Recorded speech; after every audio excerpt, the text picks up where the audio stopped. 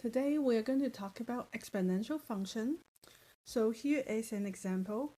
A company A has 100 stores and expands by opening 15 stores a year. And company B has 100 stores and expanded by increasing the number of stores by 50% of their total each year. So let's make a chart and see the difference of the company. So at year 1 or year 0, company A, company B. Let's take a look. So at beginning, initially, they both have 100 stores, right? So after the first year, company A expand 50 stores. So that means the total number of the company A is going to be 100 at 50, which is after the first year. At the end of first year, the company A is going to have 150 stores. And then for company B, you start with 100 stores, and then they grow 50% of the total number. So right now, I want to grow what? 50% of 100 stores. That's the number of stores that company B grow, right? So that means the total number at the end of the first year, company B is going to have 115 stores. Okay, so now for the second year, company A expands another 50 stores. So that means from the second year, it starts with 150, and then you expand another 50. You're going to have 200 stores. Whereas company B, they're going to increasing the number of stores by 50% of the total each year. So last year, at the end of the last year, company B has 115 stores, and right now they want to increase another 50%. So that means they increase 75 stores. And then the total number is going to be 150 plus the amount that you increase during the second year. So you're going to have 225 stores. Okay. And now when it comes to third year, company A, you expands another 50 stores. We have 200 at 50. So the total number of stores is 250. Whereas company B increase another 50%. So I have 225 times 50. That's the number of stores that company B expand during the third year, which is 112.5. So that means at the end, by the end of third year, company B is going to have 337.5 stores. So notice that with the percent growth each year, the company is growing by 50% of the current year's total. As the company grows larger, the number of stores as in the last year grows as well. So let's try to summarize it to simplify the calculation by trying to find out, hey, what does the formula look like? So in company A, obvious is a linear growth. So that means if you start with 100 years and each year you grow 50 stores, it's going to be 100 plus 50x. S is the times of year. That will be the total number of the company. So what about the second company, company B? What does the formula going to look like?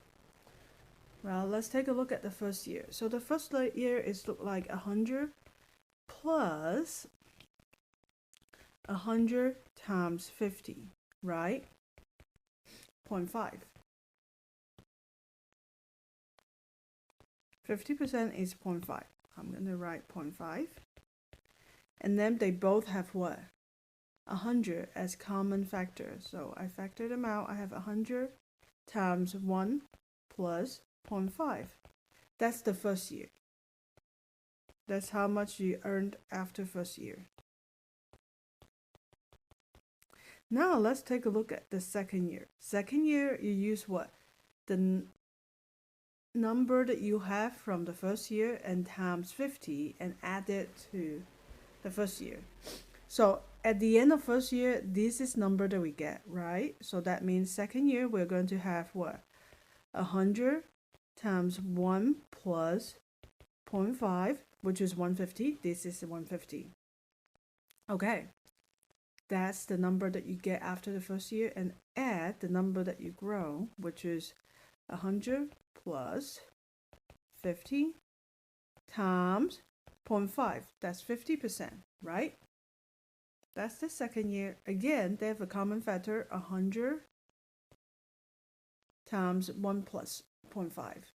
So when I try to extract them, I have 100 plus 0.5 times, what do they have left? This is times 1, right? So that means you have 1 and 0.5. So 1 plus 0.5. And now these two, they're what? They're the same. They multiple itself. That means it's what? 1 plus 0.5 square. Okay, that's how much you get at the end of second year, which is 225. Okay, so third year, what does third year look like? So this number is equal to 225. And third year, again, you do the same thing. You find out how much they grow during this third year, and then you add what store that you have at the end of the second year. So at the end of second year, we have what? 100 times 1 plus 0.5 square many store, and then I'm going to expand another 50%, so I times 50, which is in here. That's what we did, times 50. Okay, again, what do they have in common? The common factor is 100 times the parentheses 1 plus 0.5 parentheses square, right? We extract them, we get 1 plus 0.5. All right. So again, these two, they can merge together to become a qubit power. So I have 100 times 1 plus 0.5 to the third power. All right. So now let's take a look. Do you see any patterns in here? First year, second year. This is our third year. So if you try to summarize it, you may find out, hey, the growth of the company look like y equals to 100 times 1 plus 0.5 to whatever power depending on the year that you're at. So let's say year is time. So that's the model that the company B growth, right? So in general, this form is our exponential function. So exponential function, you can write it in the form of fx, a function of x, equals to a times 1 plus r to x, or to t, which is the time. So a is what? Look, this is our a, which is 100. So a is the initial amount.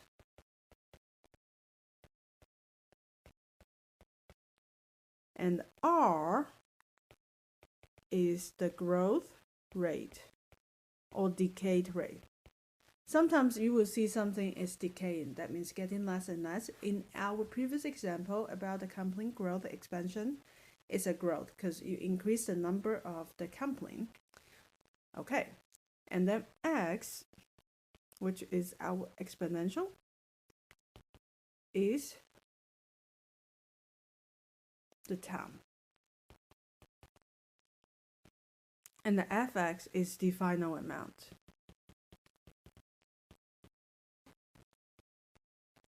Or the output.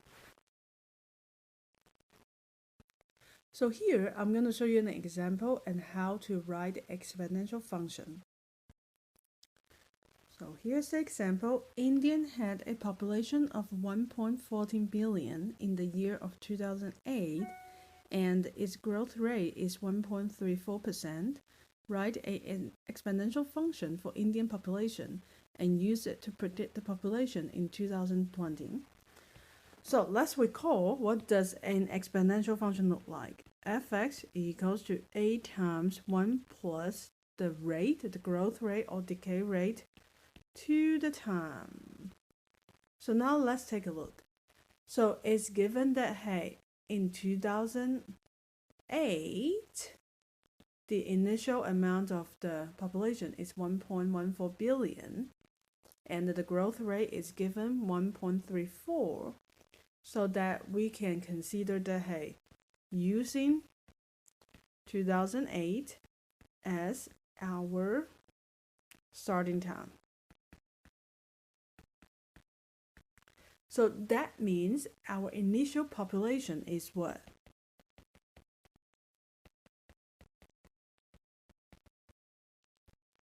Our initial population is 1.14 billion.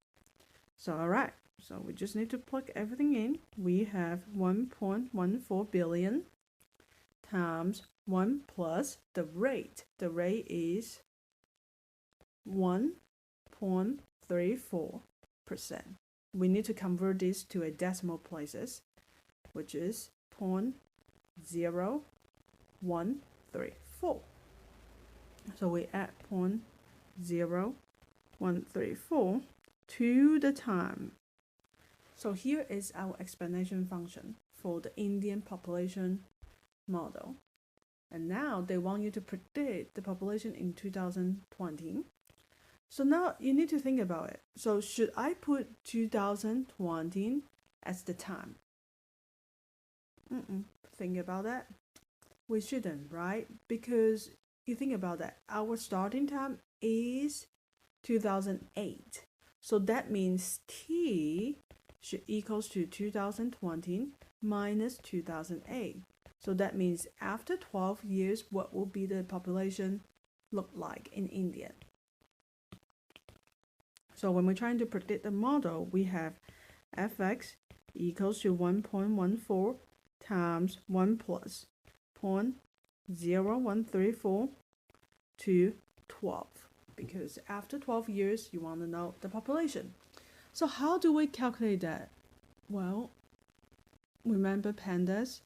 We want to calculate everything inside the parentheses first, and then exponential, and last is multiplication. Please follow the order of pandas. I'm going to show you how to do it. If you don't have a scientific calculator, you can use a Google calculator. Here, when you type in calculator, Google will have a calculator. So you want to calculate what? 1.14 multiply parentheses. Oh, I think I add an extra parentheses. 1 plus 0.0134 parenthesis 2, which is here, the little x to the y, the power, to 12 years. So this is equal to 1.33. Let's round up to the 2 decimal places. So that means after 12 years in 2020, the population in India is approximately 1.337 billion. Okay, I have been talking about the increase, the growth rate. What about the decay? What does a decay exponential function look like? Here is an example. So here's the example. So bismuth 210 is an isotope that radioactive decay by about 13% each year.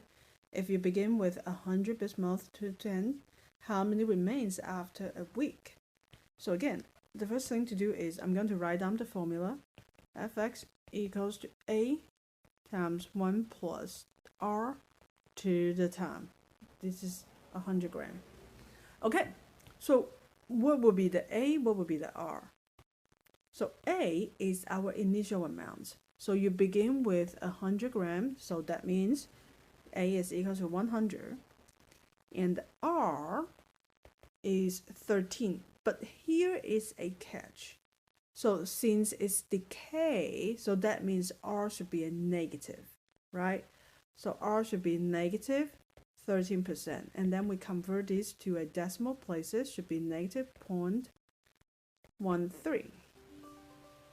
So the time, so it decays, not each year, I'm sorry, each day.